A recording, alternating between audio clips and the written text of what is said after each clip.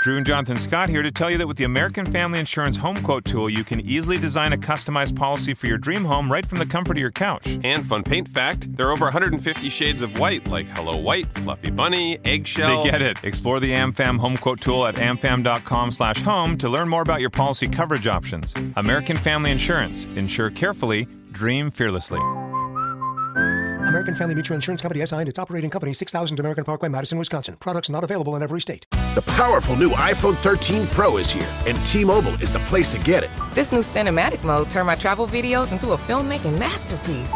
Get iPhone 13 Pro on us right now with eligible trade-in and plan and upgrade forever. Lock in the trade-in value of your new iPhone up to $800 every 2 years for your next upgrade. Only at T-Mobile. With Max Plan and on us now via 30 monthly bill credits. For well-qualified buyers plus tax, contact us before canceling service to continue credits on current device or credit stop and balance on required finance agreement is due. See T-Mobile.com.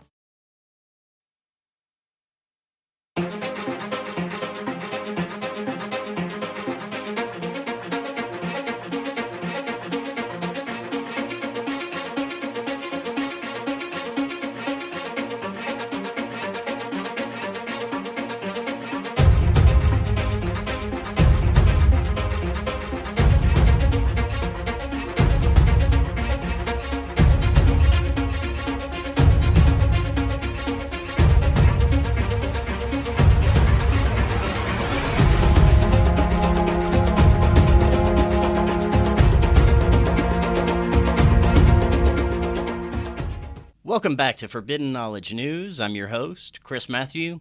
Tonight, my guest is Ray Hernandez. Before I bring him on, I want to remind you that you can always get new regular episodes on Rockfin, Odyssey, and all podcast platforms.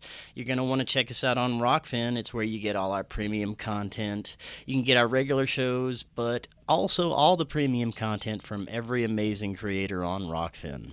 We have our merch store up. Check that out. You can get yourself some shirts, stickers, bags, mugs. That link's in the description or fknstore.net. And finally, if you guys are reaching that stage in life, like me, where you're getting some of those gray hairs, check out C60 Purple Power. It may be the most powerful antioxidant known to man. It's helped me with so much inflammation, energy, well-being. You can get C60 for your pets, so your pets can feel great too. Just click the link in the description, and you get 10% off your order, plus free shipping. Tonight, I want to welcome to the show Ray Hernandez. He is the director of the Consciousness and Contact Research Institute. He was previously one of the 4 co-founders of the Dr. Edgar Mitchell Foundation, FREE, a 501c3 academic research institute that recently completed a 5-year comprehensive academic research study on UFO contact experiencers. He is one of the 3 co-editors of the historic 820-page book titled Beyond UFOs, The Science of Consciousness and Contact with Non-Human Intelligence, which was based on FREE's 5-year comprehensive academic research study on UFO-related contact experiencers. He is also published in several peer-reviewed academic journals, including the Journal of Consciousness Studies and the Journal of the Society for Scientific Exploration.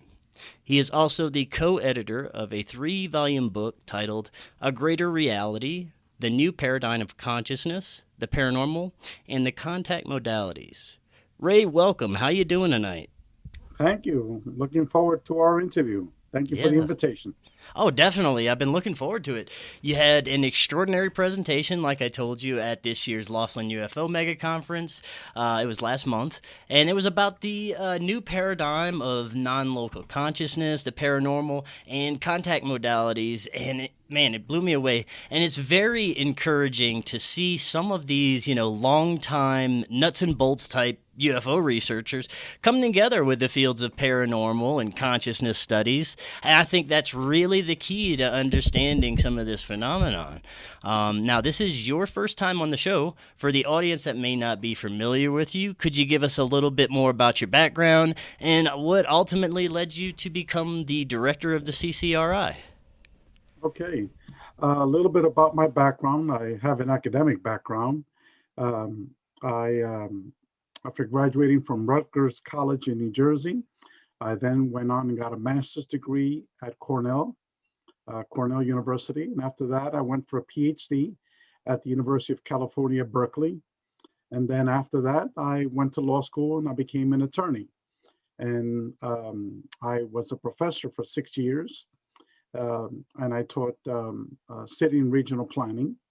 And now I am I'm a tax attorney. So it's the last thing you would expect from anyone in this arena. And before 2012, I had zero interest nor knowledge in any of these topics. And then in March 4th of 2012, my wife and I had a joint experience in our living room. And it's quite lengthy, but I'll just tell you very briefly what happened. Our 15-year-old Jack Russell Terrier became paralyzed. My wife was praying all night. The next morning, an energy being appeared to us, put me to sleep, made my wife disappear and our dog right in front of me. And then when I woke up, the dog was running around the entire living room, perfectly healed, like a teenager. And my wife had an hour of missing time. Then after that, she began to pray at night. These huge UFOs would appear. And so 6 months after this initial experience, I then tried to call down she calls them angels, I call them modern angels. And this huge UFO appeared to myself, my daughter, and 3 adult friends. And then after that experience where that huge UFO appeared, this was literally less than 30 feet away from us, right on top of us, the size of a football stadium. And it was there for more than almost an hour, and very up close. And after that experience, then it began almost 4 years of nonstop paranormal experiences. And one of these paranormal experiences led to the formation of what we later called the Dr. Edgar Mitchell Free Foundation. And that was an organization that was co-founded by the late Apollo 14 astronaut, Dr. Edgar Mitchell, Harvard astrophysicist, Dr. Rudy Shield, Mary Rodwell, who is a researcher from Australia, and myself. And then that initial grouping of 4, we invited almost 10 PhD professors and another 10 non-academics, very well-known people like Kathleen Martin, Dr. Leo Sprinkle, Rosemary Ellen Guiley, many other well-known names, Barbara Lamb, to work with us and the academics to develop the world's first ever 5-year comprehensive academic statistical research study of UFO contact experiencers. And I spoke, part of my lecture at Laughlin was about the data from that research study. And that research study from the very beginning to the very end lasted 5 years. And much of the data pretty much contradicts what is circulating in mainstream materialist ufology. Yeah, and that's one of the first things that I'd actually love to talk about tonight is the data from that study.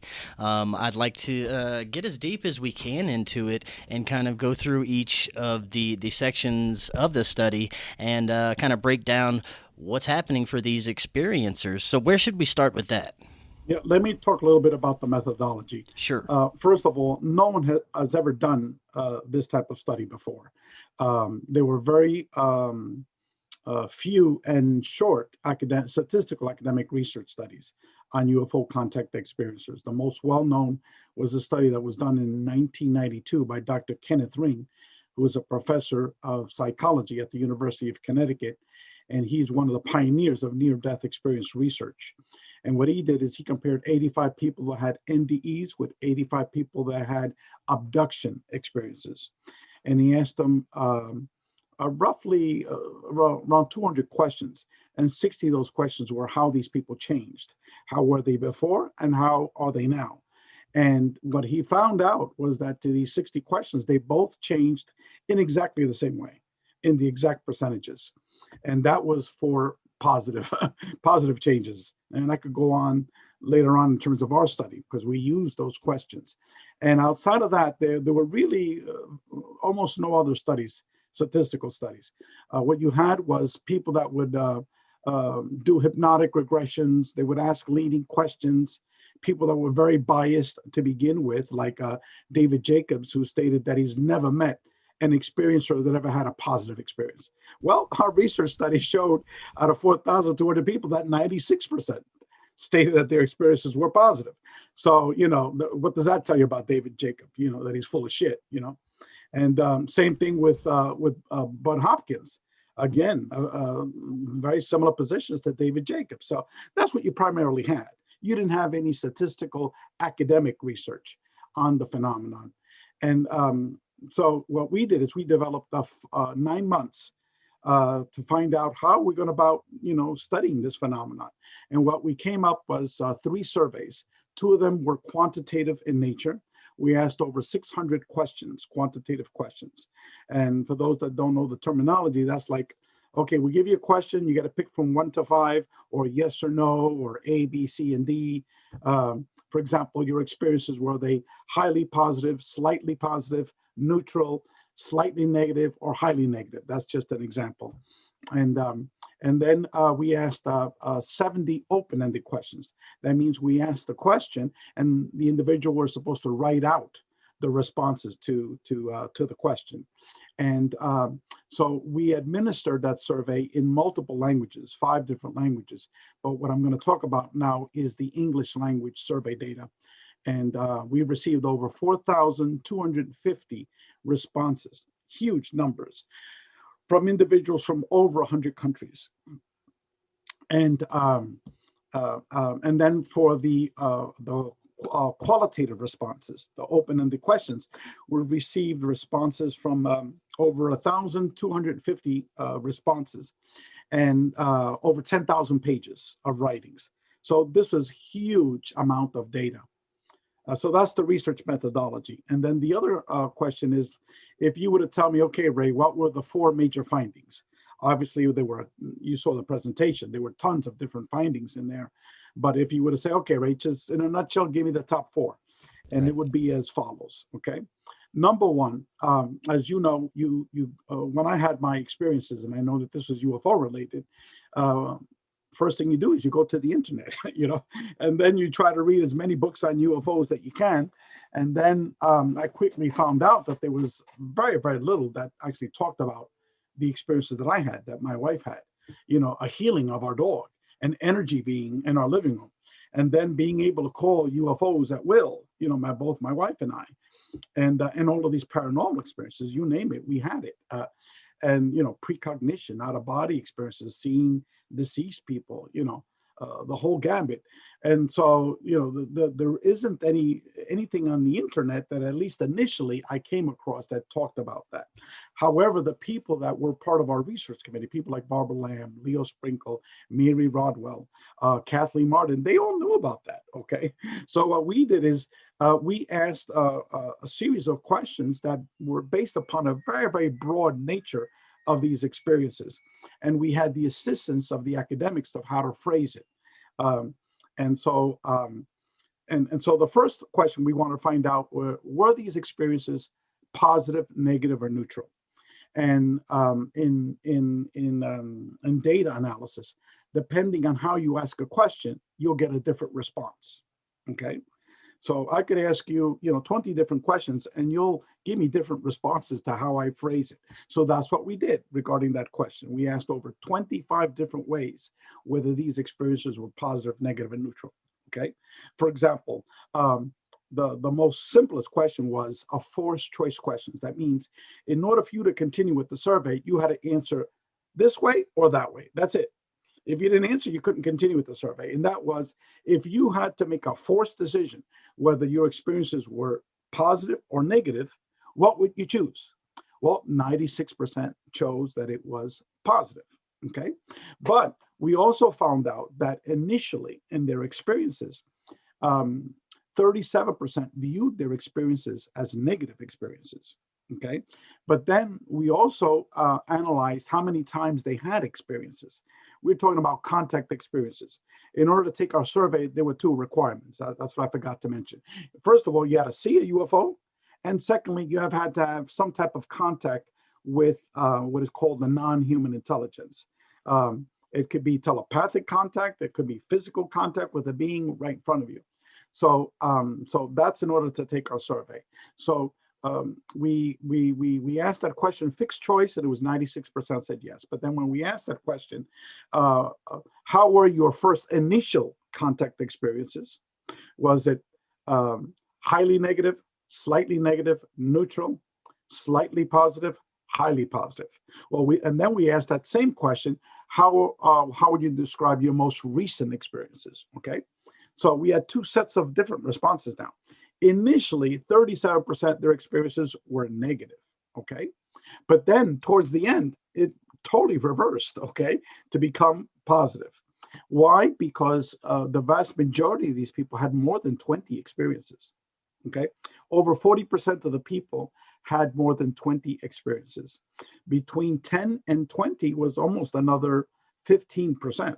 So now we had 55% of the people had more than 10 experiences.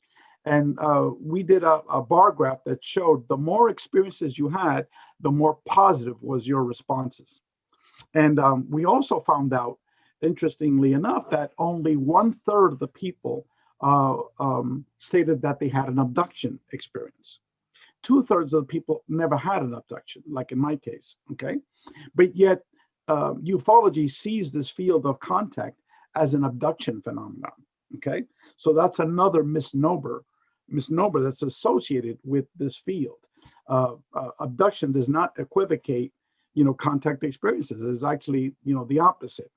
And what also we discovered for the people that had an abduction experiences, the people that only had one or two of these types of abduction experiences initially, those are the ones that answered the most negative.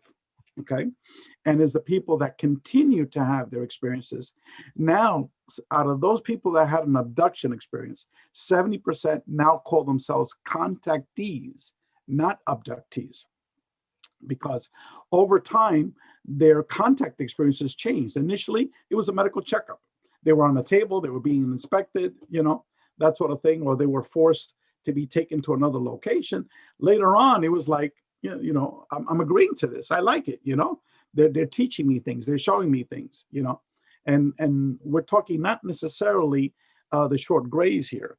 We're talking the type of beings that were categorized. The number one type of being was the energy being. Okay. Number two type of being was the human-looking being. Number three type of being was the short grays. And the number four type of being was the ghosts and spirits. We also asked other categories, like, for example, the tall grays came in number 5.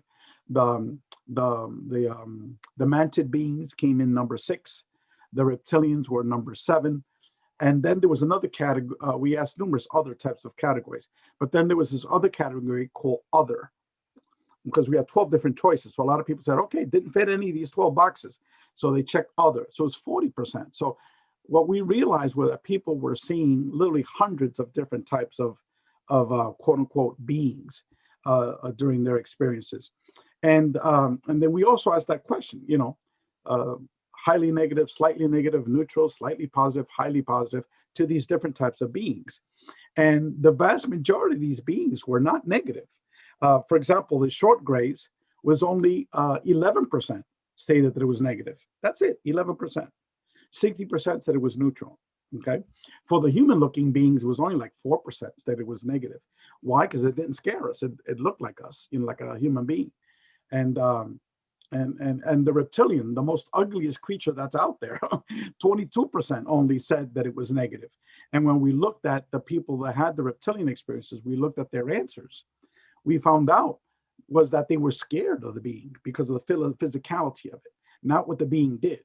It didn't rape their wife, eat their children, and Barack Obama's a reptilian, and all that bullshit that's on the internet. That's garbage. Right. And what it was that they were scared of the physicality. If you could think of a 7 to 8 foot tall being with muscles like Arnold Schwarzenegger, with the body of a crocodile, with little cat eyes appearing a few feet from you, you're going to be defecating in your pants when you see that. Right. So anyway, I could go. We asked the question: if you could stop your experiences, would you? Well, 92% said no, keep it coming, baby, keep it coming, don't stop it. Right. So that question of positive, negative, and neutral, we answered in many different ways. And what we determined was that the vast majority of these people over time, not initially, but over time, said that these experiences were highly positive. Number 2 category, okay? Well, I told you about Dr. Kenneth Ring, that study that he had done. He only used 85 people for both groups, the near-death experiencers and the abductees, okay? And what he concluded was that both groups totally changed their personality, psychological worldview towards the positive. And so we said, well, let's put it to the test with our survey. We asked those same exact questions. Well, guess what? The same numbers, the same statistics for all those questions, within 5 percentage points of each other. And let me go over a couple of these things for your audience members. Sure. Yeah. Okay. For the positive, okay? The overwhelming majority, we're talking about like in the 80s, 80 percentiles, of people became much more spiritual, okay? They became much more loving. They became less egotistical. They didn't fear death. They became more ecologically friendly. They became much more caring people, okay? They were much more consciously aware. They knew their purpose in life, or a better understanding of the purpose in life. I mean, I could go on and on and on and on. What you had was a total radical transformation of these individuals for someone that you would want your spouse to be, your best friend, your children, your siblings, your neighbors, the world to be. If the whole world transformed the way these experiencers transformed, you would not have world wars. You would not have economic exploitation. You would not have our planet being totally destroyed like it is now. It would be a totally different society. So the data reveals that the way these people are being transformed, it's being transformed to how you would want the world to change. Okay. So that was, we're talking thousands of people now. Okay. Yeah. 4,200 people. And again, we duplicated a study that this professor did back in 1992. Okay. With the same data. Now, that was the second major finding. The third major finding was that these experiences involved multidimensional experiences, that these were multidimensional experiences, just like a near-death experience, just like an out-of-body experience, et cetera, et cetera. Why? Because 50% of the people that took our survey stated that they were brought to another reality, another multiverse. We're not talking now about an abduction here, okay? We're talking about, like in my case, I was driving my car in the middle of a traffic jam. I don't think I spoke about this at the conference, but then all of a sudden I was not in my car anymore, okay? I was in another reality, and I was being shown things, and I was being taught things, and I was being downloaded with information. And it's the information of the contact modalities and its relationship with consciousness. That occurred in May of 2013. And then in August of 2013, I wrote an article on that, which we eventually published in the Dr. Edgar Mitchell Free Foundation website.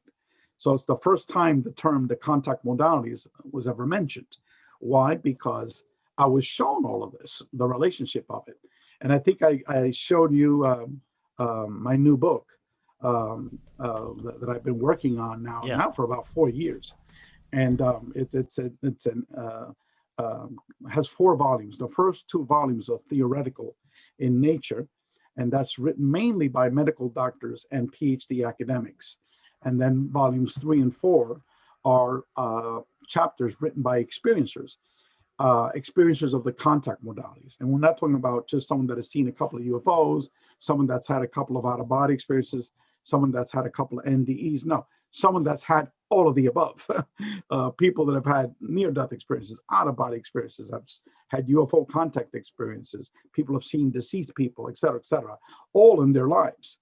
So what we're trying to do is we're trying to demonstrate that we need to be able to research all of these phenomena as one phenomenon instead of separate and distinct phenomena. Now let's get back to these questions about the multi-dimensional aspects of these experiences. Okay. Yeah, sure. As I said before, 50% of these people had experiences which were similar to me. You all of a sudden you're in a 3D reality, and your consciousness gets taken into another location. Okay. So again, these are people that have seen UFOs and people that have had some type of contact with non-human intelligence. Okay. And then the other thing is we talked about people in our survey have had a whole array of paranormal experiences. Actually, the third major finding, which I skipped over, and I remember, apologize for my Alzheimer's. The third major finding is that these experiences, while they involve some aspects of physicalism, people have physically saw a perceived UFO. Okay, people have physically seen a being. Okay, the vast majority of their experiences can be categorized as paranormal in nature. Okay, like in my case, I've called down 5 UFOs, 3 of them very up close. Okay, after that, I just stopped because I don't need to. To me, there's nothing to be learned by calling down a UFO. Okay, after you've had some of the experience that I've had and other major experiencers, there's no need to call down a UFO. So what? Big deal, Here's a light in the sky. Here's a little show, In terms of actual beings that I saw, I only saw one being that time, the energy being in my living room. Okay. Other times the communication were downloads where information was brought down. So, but the vast majority of the experiences were paranormal experiences. Let me give you an example. 80% of the people that took our survey had out-of-body experiences. Okay. 80%, 8 out of 10, huge numbers. Okay.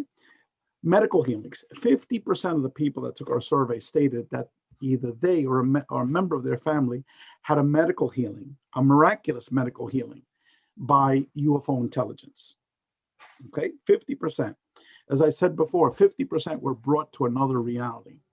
Okay, we referred in our survey like a matrix reality, so people can try to get a better perceptual understanding. You're not in your 3D reality anymore. Okay, people have seen deceased people. Okay, ghosts or spirits. That was almost 2/3 of the people. Okay, huge numbers, 2/3. People that have seen orbs, 60% have seen orbs. Okay, near-death experiences, 37% had a near-death experience. Now, for each of these terms, we gave the definition in our survey of what is the definition of a near-death experience, what is the definition of an out-of-body experience, what is the definition of an orb, that sort of thing. And we also stated we're not talking about seeing an orb in a photo or a video. We're talking about in 3D, that sort of thing. And I could go on and on with the paranormal experiences, but you name it, downloads. It was like close to 75% of the people had, information downloads. People that received, for example, downloads of science and physics, that was almost 37%. All of a sudden, these mathematical equations pop in your head, or this physics stuff pops in your head, and you write it down, and you're like, where in the hell did I get that? I never took high school physics. You show it to a friend that's taken high school physics or, went to college for physics, and they said, my goodness, where'd you get that? That's like another way of writing, Schrodinger's equation or something like that, Right. Now, I have a question regarding the people's experiences in general, how you were saying that, the more they took a look at these experiences and the more experiences they had, the more positive they became. I'm wondering, for the people involved in your study, how many had regressions done and were able to find out more about these experiences through hypnotic regression or some other modality like that? Okay, that's a very important question, okay? The reason why is because we instructed the individuals to base your responses only upon conscious, explicit memories, and not memories via hypnotic regression, not memories via lucid dreams, not channeling information, et cetera, because you could go to a channeler. The channeler could tell you, 50,000 things. And all of a sudden, the channeler told me blah, blah, blah about my past life. The channeler told me about this. The channeler told me about that, right? Or you had a lucid dream or a series of lucid dreams for many, many years.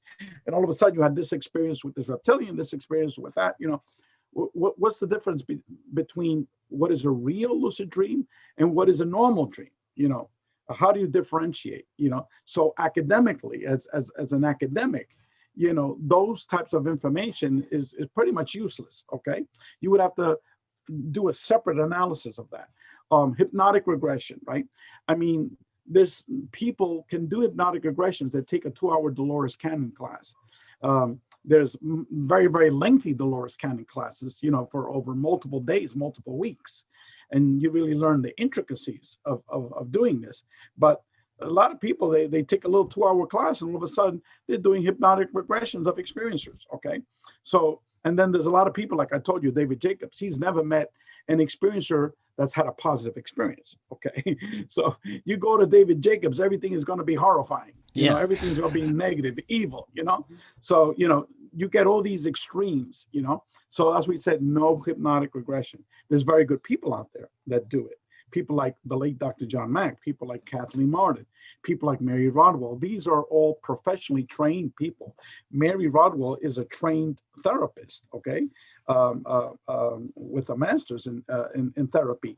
Kathleen Martin was trained by the therapy that the police officers use, to do hypnotic regression. So, and they're very lengthy, several months in length. I have a dear friend, Rebecca Fernandez. She's a PhD psychologist. She was trained, over many, many months how to do these things, okay? But how could you differentiate that from a quack, So it was only conscious, explicit memory people were told to answer their questions on.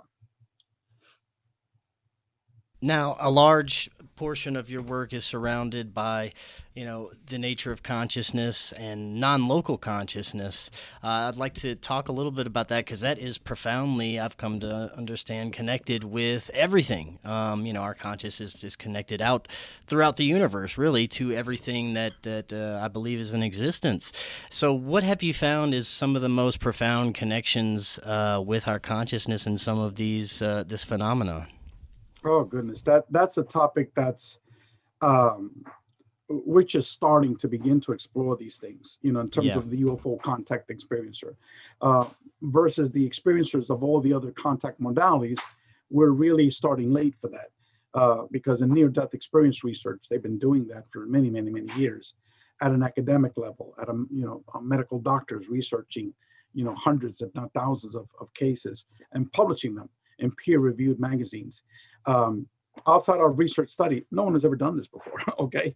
You still got most of ufology focusing on flying saucers, I mean, give me a freaking break, And like this disclosure stuff, to an experiencer, to me, it's like, whoopee-doo, okay, flying saucers exist, Yep, I get it.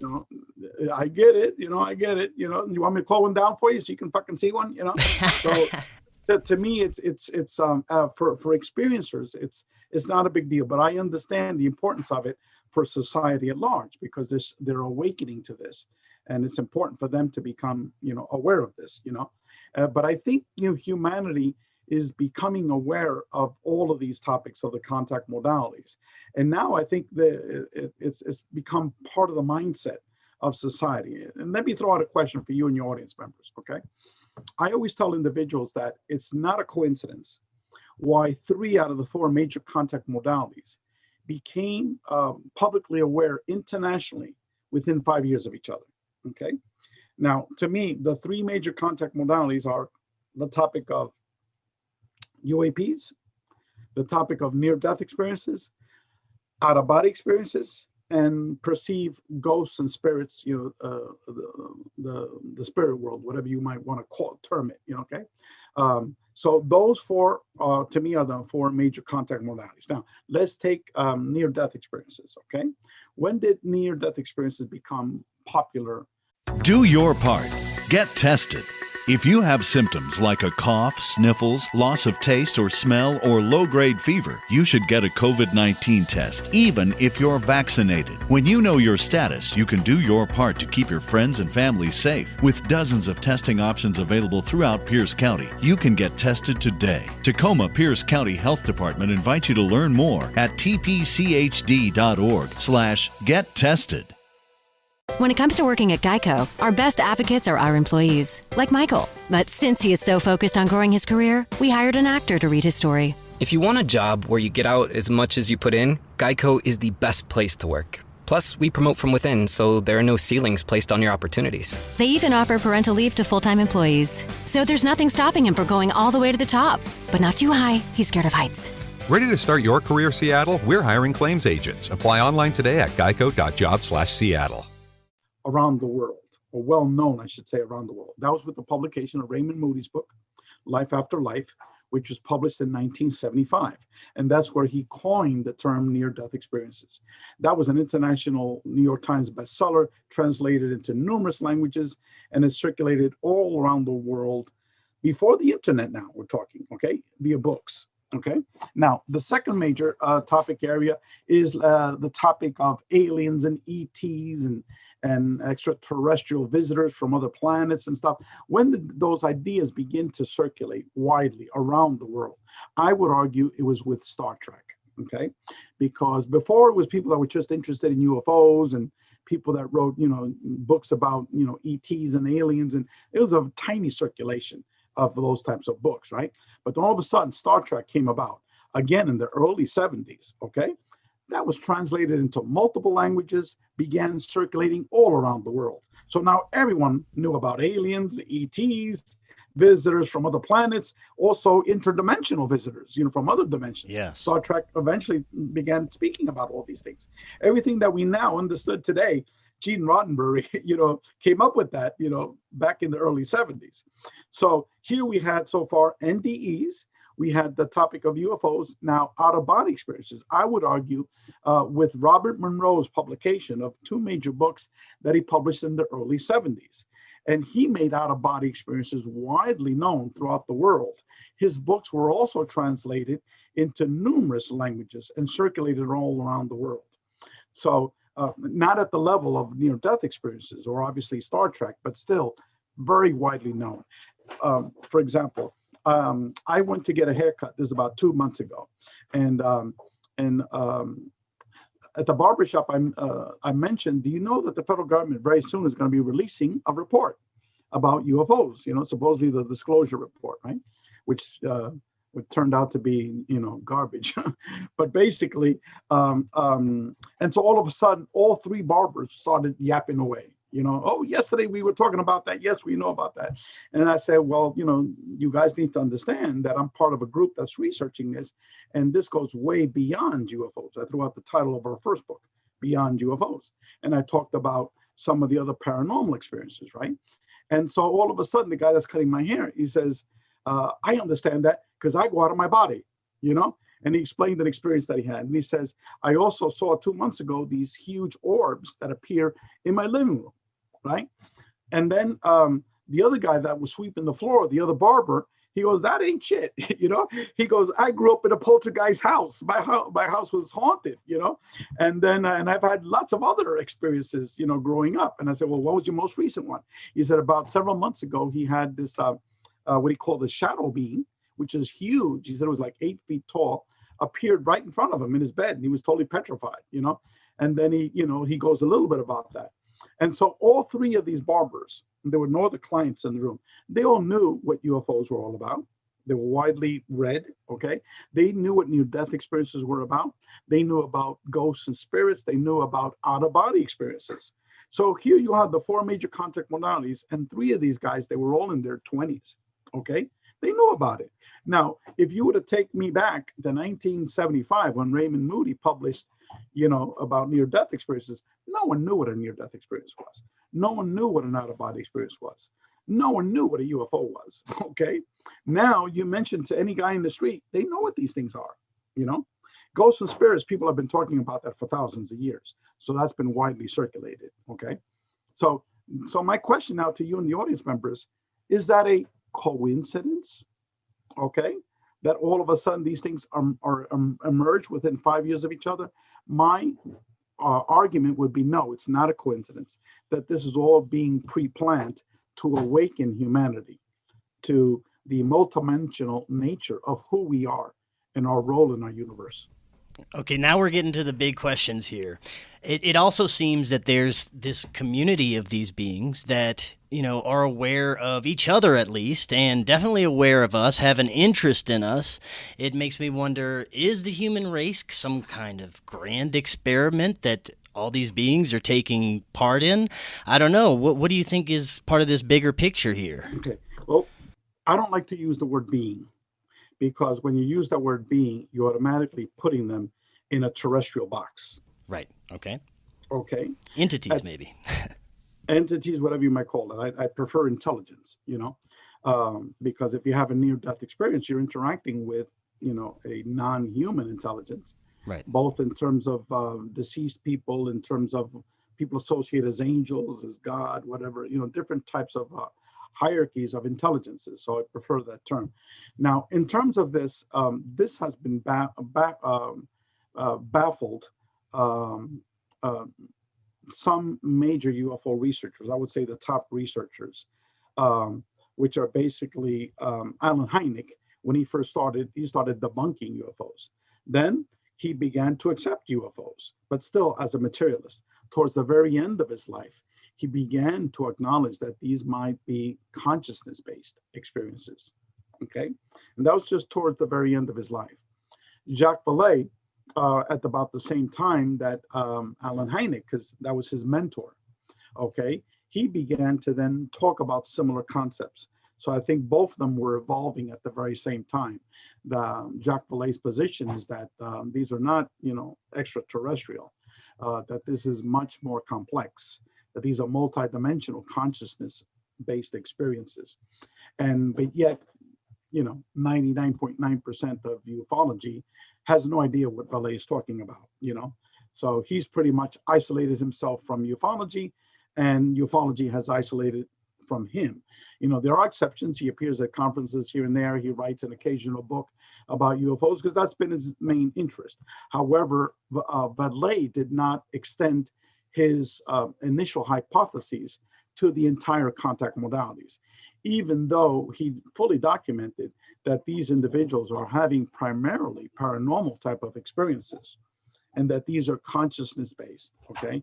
And also, he spoke about the multiverse, multidimensional type of experiences, except he didn't take it to where I'm taking it, is to the entire broad spectrum of the contact modalities. So that's the difference between our work and Vallée. We've sort of, stepped a little bit more forward ahead of them in that arena, but very similar concepts, very similar principles. So in terms of these being extraterrestrial beings, that's the dilemma we have here, because they're appearing to humanity in physical form, but yet both Alan Hynek and Jacques Vallée, these are the top two researchers by far, okay? Not just on the UFO aspect, but the experiencer aspect of it. They came to the conclusion that these are dualistic type of forces. These are both psychic and physical. Now, in terms of coming up with explanations for it, at this point, these are all hypotheses, okay? But I could jab a little bit into that in terms of what what I suspect is going on. But again, we really don't understand it because we haven't done the necessary research. That's where the research of this new organization is taking place, the Consciousness and Contact Research. Yeah, that's what we need, man. That's what we need. That's where we're going to go, into that arena. And again, it's getting back into these very deep, complex questions. Let me give you an illustration, because this is a topic of multiple days that you could interview me. We can never finish, okay? But let me just give you a couple of my own personal illustrations, okay? When I was out there and I was calling down that initial UAP, my very first one, right? Initially, I heard, my wife is here, so thank you.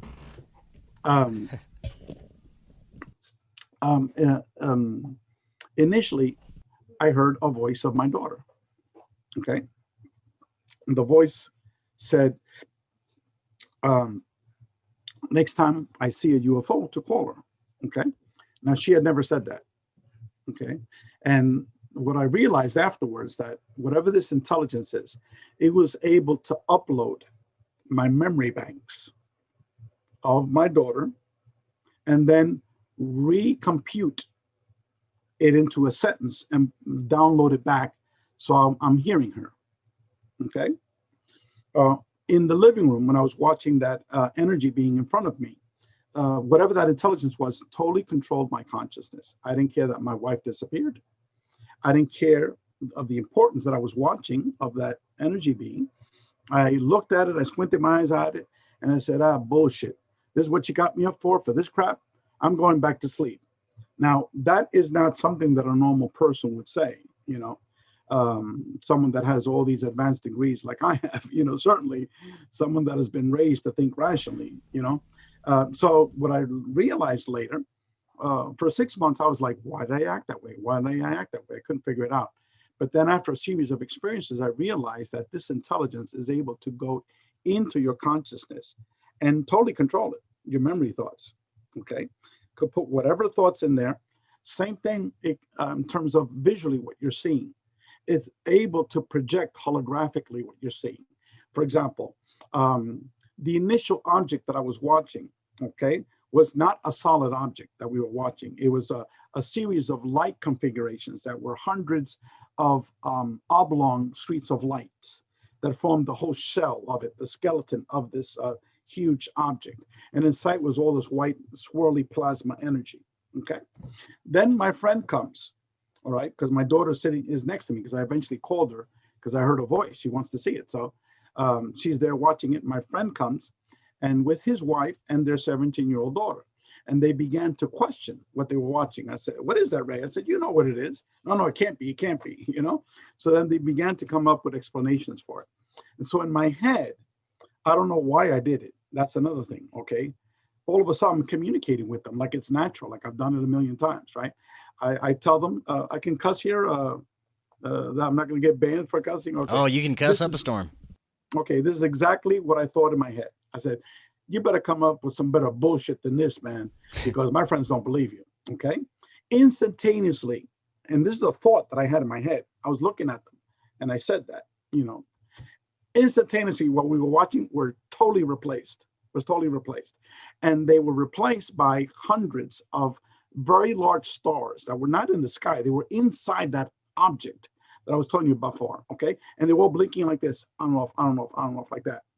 And then by sections, some of these stars would power up like the size of the moon and then power down. Then in another area, power up slowly and then power down. Then in another area like that, okay? Then my friends stopped because they knew this was not, man-made, okay?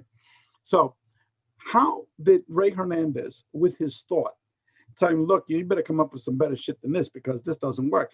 And instantaneously, they totally deleted what we were watching and they put something new up there. Okay. Right. These are like holographic projections that they interact with our consciousness. Okay. All of us had cell phones except my 10-year-old daughter. Okay. Myself, the two adults, and the 17-year-old. The 17-year-old had her cell phone in her hand. Okay. Why didn't anyone take a photo? This thing was like right on top of us. Right. Yeah. Right on top of us. What I realized, okay, well, first of all, after we go inside, after my friends leave, they just leave like after 10 minutes. And to me, I didn't even question them leaving. Now it's like, what are you, fucking crazy, man? You're leaving now in the middle of the biggest spectacle you're ever going to see in your life, Yeah. And I didn't question, don't worry about that document that you want me to do, I'll give it to you tomorrow, It was like normal stuff. They had to leave, The guy that lives under the house, he came to the window, turned on the lights. He and his either his daughter or his wife, because they were both about the same height. And they saw us. Now, I know this guy, Pablo Tacachel, and I knew his wife. All he had to do was come outside. Why do I have 5 people, including my neighbor and his daughter, with their mouths hanging wide open, looking right on top of my roof? Like, normal thing to do. Yeah. Or for me to knock on his door. Pablo, get the hell out. Look what the hell's on top of your roof. That never took place. He then turned the lights off later on. That's not normal, okay? Yeah. Then the way they got us to leave, my friends left, okay? Then it's just my daughter and I. And we were just watching this UFO, right? Then all of a sudden, I felt like I was being attacked by hundreds of mosquitoes. And I was slapping my legs, slapping my arms. And after 30 seconds, I couldn't take anymore. And so I grabbed my daughter and I said, we got to go inside. So once we go inside, I tell my wife what had happened, right? And And so my daughter goes to me, Daddy, there were no mosquitoes outside. So when she said that, it was like the hypnotist snapped his finger. And I was like, all of a sudden I woke up from the trance. I was in a trance. Okay. Yeah. It was like a very, very thin trance where the best way to describe it is that there's like a wall of reality. Okay. Like you couldn't cross over that wall. Okay. For you to be able to understand and act accordingly. Okay. You're like behind that wall. So you're fully aware of it, but you can't think straight. Okay. After she said that, it's like I woke up out of the trance and I immediately ran downstairs. I got my professional video camera. I ran outside. This was like less than 20 seconds. Boom, nothing was there. So that is an illustration of the consciousness aspect of this phenomenon. That my interpretation is that this is not necessarily, a little ET coming from a physical planet, Venus or something like that. We're dealing with an intelligence that's able to, blink out, to people are being brought to the futures, people being brought to the past. Yeah, Jacques Vallée said they're able to manipulate space-time. Jacques Vallée himself said that. Okay, and so our research also validated that these experiences are manipulating space-time. So by that definition, that's multidimensional in nature. So as Jacques Vallée said, if they're multidimensional, they could be from the future, they could be the past, they could be, who knows what. Okay, so that's my position. That like the Jacques Vallée perspective. The other thing is, are we really being visited by hundreds of different types of beings that are coming from hundreds of different types of planets? Okay, I don't think so. I don't think that's the reasonable, logical explanation. What I think is that whatever this intelligence is, like Vallée says, it's interacting with us and appearing like holographic projections to be able to change us, okay, to interact with us. Because humanity, I think, has reached the state of self-annihilation. And what we need to do is we need to become more ecologically friendly towards our planet. They've been warning about that topic, for many, many, many years. And we need to become much more loving and much more spiritual. And that is not just with near-death experiences, even though that's the main message in near-death experiences. You need to become more loving, more spiritual. What we were able to show is that over 80% of these people were given that information to become more loving, much more spiritual, both with UFO contactees as well. And people change accordingly. So that's the message, that we need to shape up or we're going to ship out. And so that's what's happening with us, I think.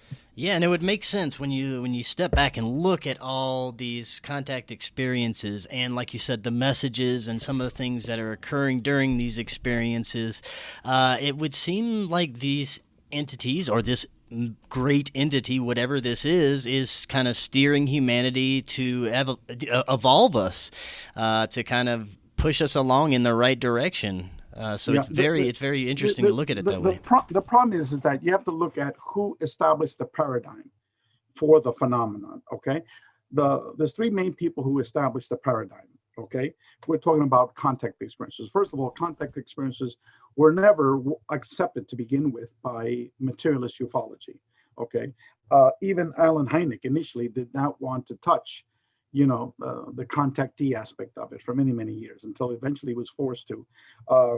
Major Kehoe, same thing. He purposely did not accept those reports because he thought that it would bias the UFO materialist, the flying saucer, research aspect of it. And then the people that did set the firm footing on that, and we're talking about before John Mack became involved, and that was Whitley Strieber, Bud Hopkins, and David Jacobs.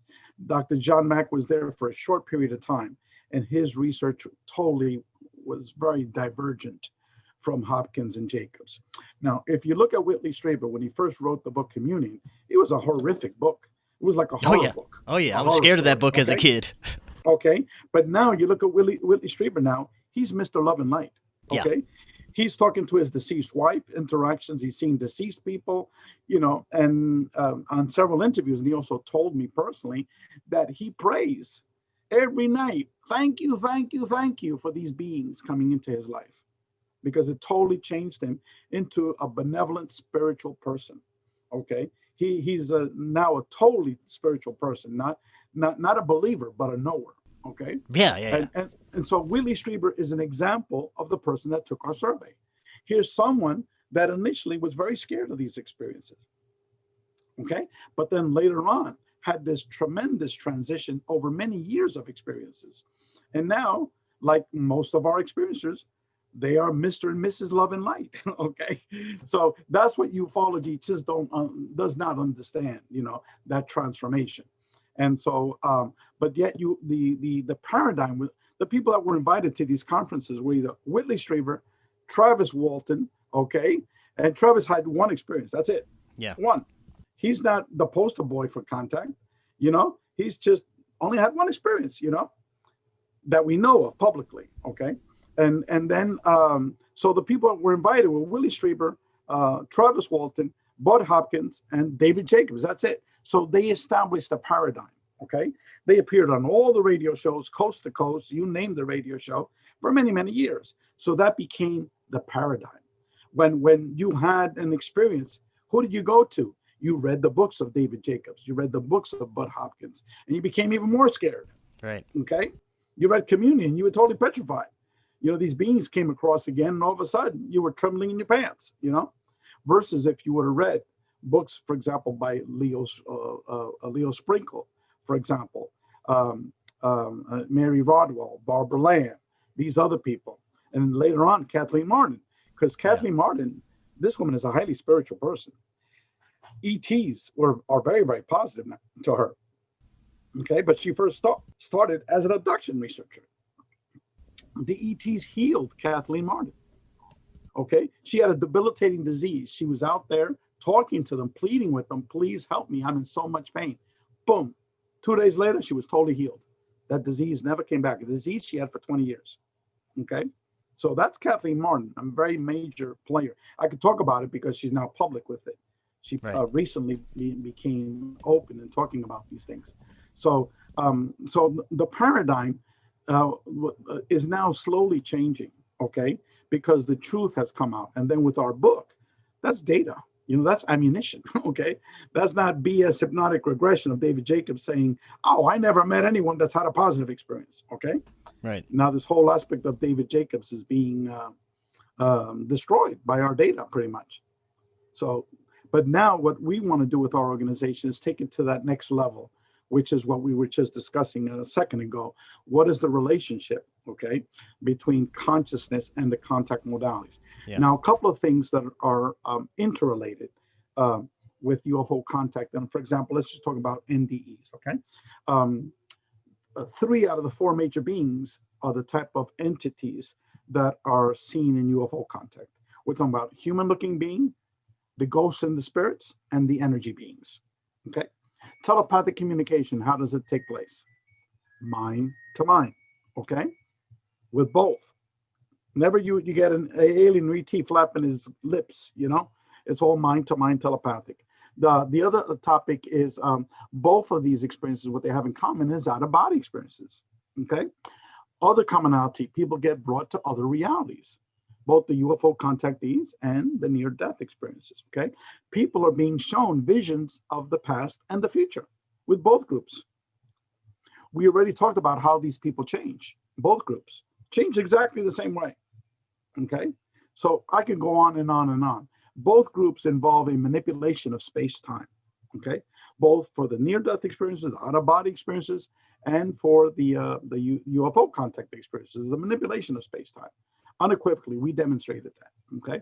But yet, materialist ufology does not want to acknowledge, for example, Richard Dolan, he called our work woo-woo science. Well, is he a scientist? Yet in our group, we have 20 PhD scientists. Right, yeah. Okay? Real fucking scientists. But yet he's calling what we're doing woo-woo science. The guy is a fucking historian. He's never done any research. He's not a researcher either. He's never researched the contact experiencer, but yet he wrote a book titled The Alien Agenda. How the fuck does he know what is the alien agenda if he never researched experiencers? Okay? Right about that. I'm sorry to talk like that, but that's the God's honest truth, okay? But that's the bullshit that you have in this field. It's filled with misinformation and disinformation, okay? The the reason why our scientists are focusing on consciousness is because these individuals view the nature of reality from a post-materialist scientific perspective. And that is that our reality is an illusion, okay? That consciousness is primary. And we're talking about theoretical physicists, astrophysicists, neuroscientists, okay? Psychiatrists,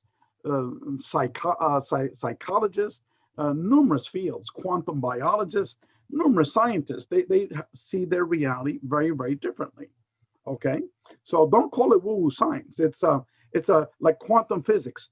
Albert Einstein called it spooky action at a distance, okay? Because he called it woo-woo science because he didn't understand it, okay? But now quantum physics is the established, paradigm of advanced physics, not both an Einsteinian, physics as well, both of them together. But it's not just only Einstein's physics. One was physics of the larger reality. The other one is the physics of the very, very tiny reality, the atom, the atomic level. Yeah. So it's what you just don't understand, it's a new paradigm, what we're trying to express. And ufology, just by focusing on flying saucers, videos and pictures. Let me ask you a question, okay? That mindset of focusing on pictures and videos, what the fuck has it given us over the last 80 years? Oh, just a bunch of misinformation, like you were just saying, and a bunch of confused people, really. A bunch of confused people and nothing. What you had was all these conspiracy theories now, like, oh, I was beamed up to Mars, okay? And when I was up there, I killed 10,000 reptilians. And then I was beamed back, but the 20 years I was up there, I was now regressed to when I first was taken, okay? You got people like Corey Goode that did that 3 times.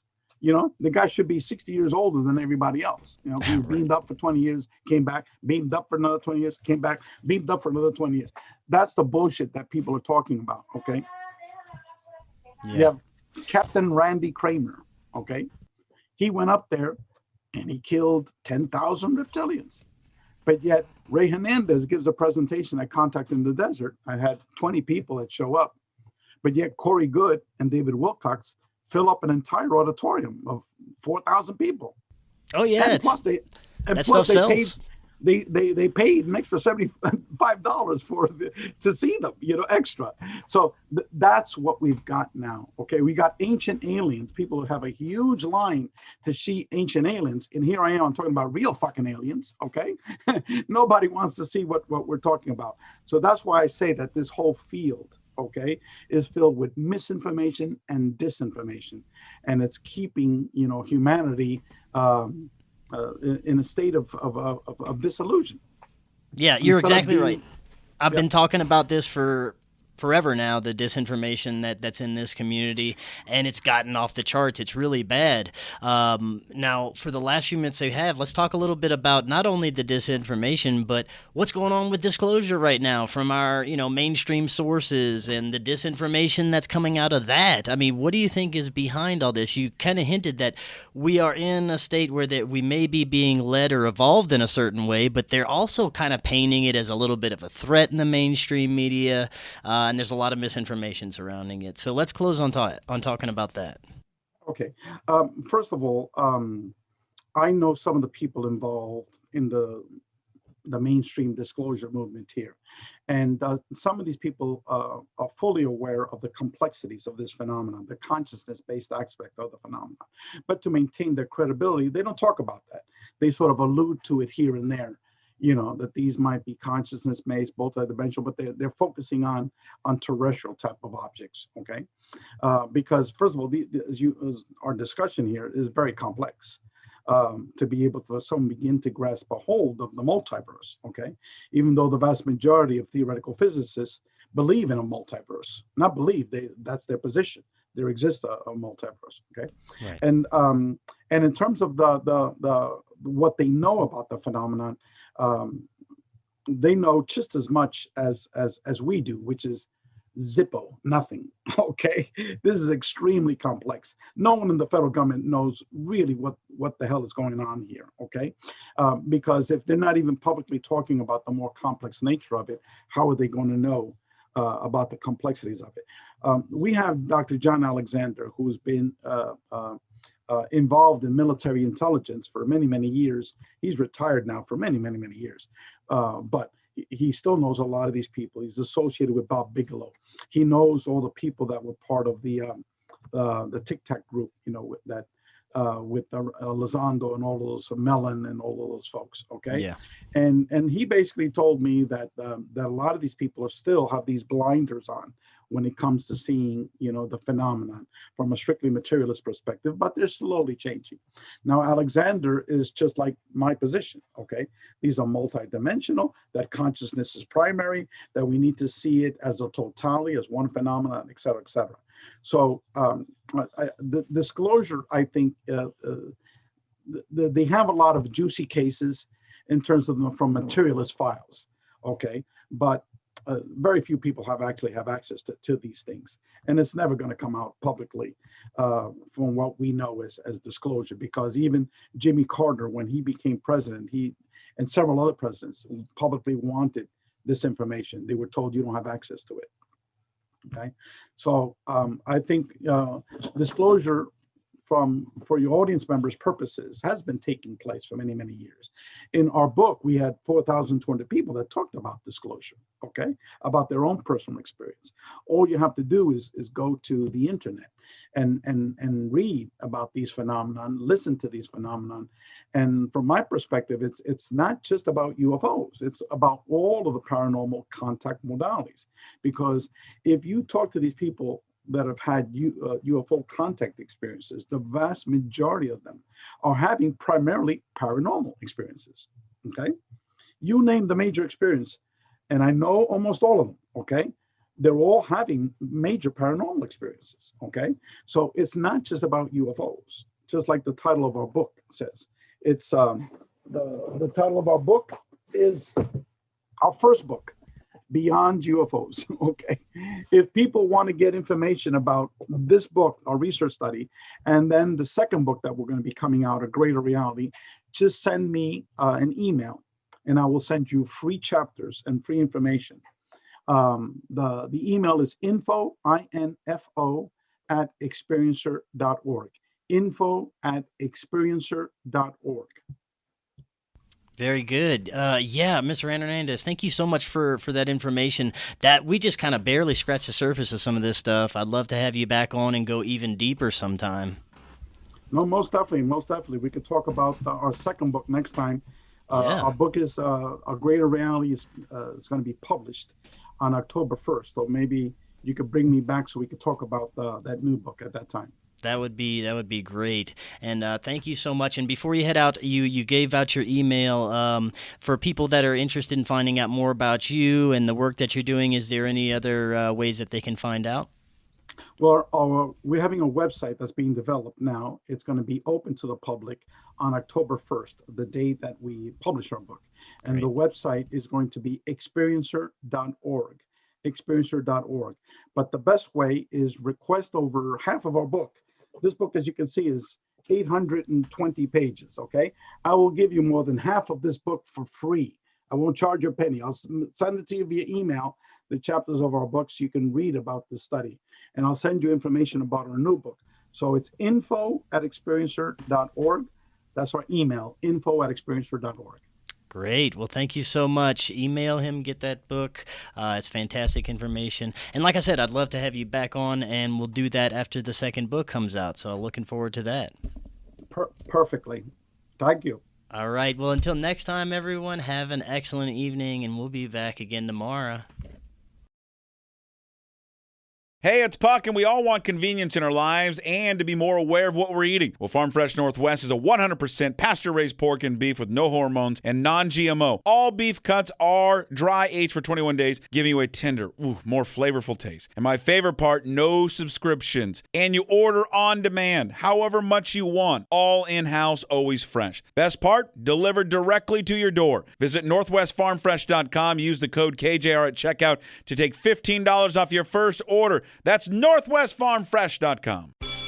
Whether your kids are taking notes or passing them, reading textbooks or sending texts, there will still be lots to see this school year. And that's why Pearl Vision wants to help you ensure they see it all. So they're covering the out-of-pocket cost or your insurance copay for your eye exam. Schedule your family's eye exams at pearlvision.com. Valid prescription required. Valid at participating locations. Restrictions apply. Taxes extra. See store for details. Ends 10/31/2021. Exams available at the independent doctors of optometry at or next to Pearl Vision. Some doctors employed by Pearl Vision.